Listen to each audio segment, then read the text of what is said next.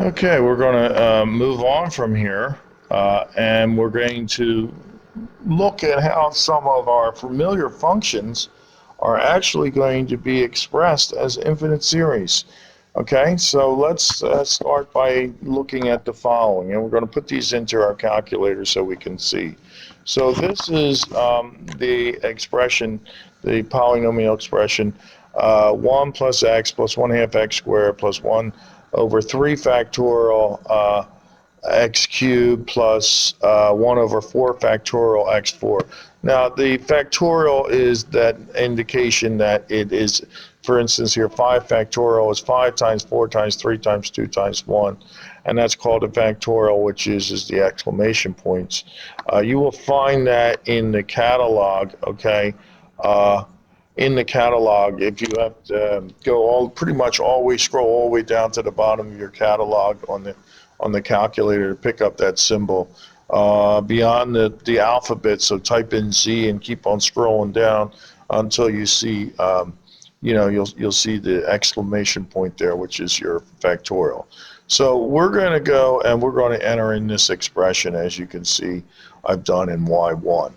And then I'm going to ask to take a look at the picture of it, and it may not look like anything to be surprised about. It does look like a fourth degree polynomial, of course, both ends opening up. But other than that, it may not look like much of anything. But, okay, what we're going to do is we're going to add a couple more terms to that, okay? So here I go.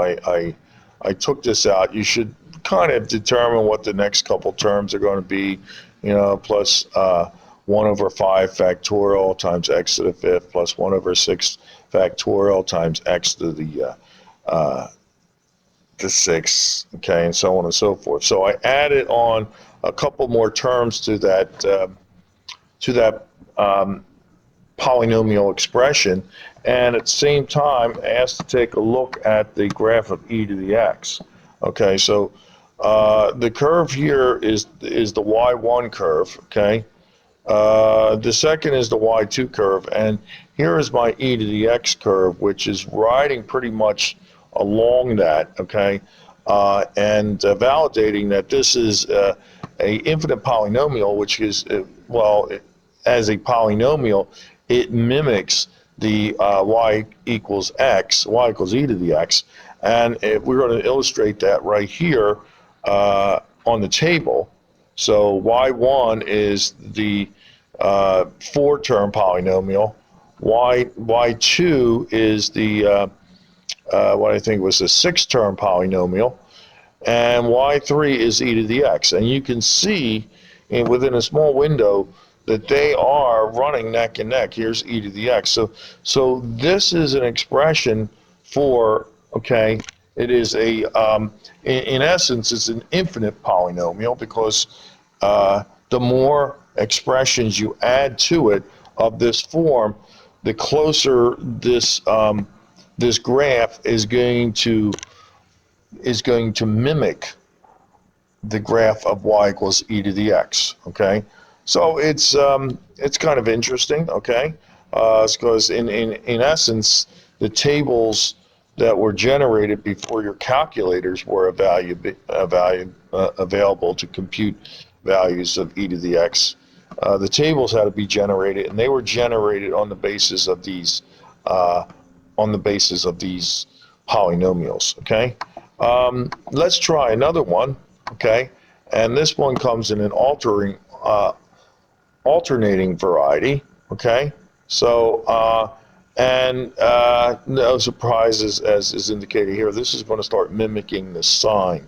So we have x plus 1 over 3 factorial x cubed plus 1 over 5 factorial x to the 5th. So we're alternating, okay? The first graph you're going to see is y1, which is a 5th degree polynomial, okay? Of course, where it rises on the right, falls on the left, okay? But maybe you can see within a short window that it's looking somewhat like sine. So I add a couple more expressions. I graph y2, taking that out the y1 was only out to the first three terms. Y2 takes in the out to x to the ninth, so it's taking in the first five terms, which is beginning to mimic the sign more and more. Now, the point in fact is the sign is well defined over half the cycle from pi over 2 to negative pi over 2. So really, if I can get that, if I can get this polynomial to mimic that sign within that range, I'm doing pretty good. And here it is, okay? So here's my sine function.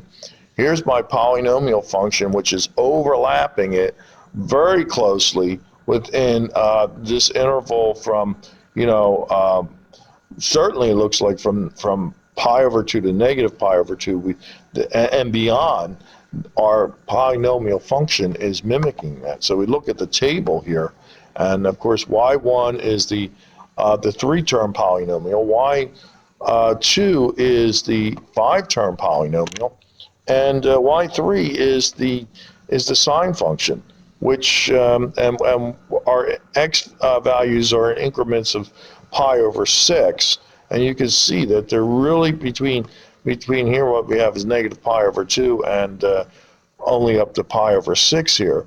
We're mimicking this, we're mimicking the sign here very, very, very closely, okay? So again, before your calculators, the sine values were generated from a table, and before that, the table values were generated by evaluating these polynomials. And of course, the further the further you go out on this series, alternating series, okay, with these factorials, the more terms you keep adding, the closer we're going to mimic that of the sine graph, okay?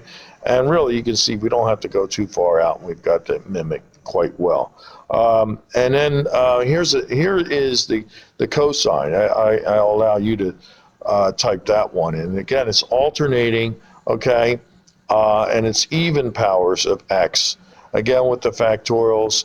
And this, if you punched in just these five terms, you're going to see a very close correlation between this polynomial function and the cosine.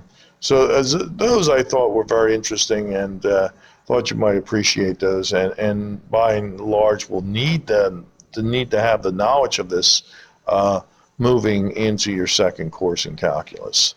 So there you are.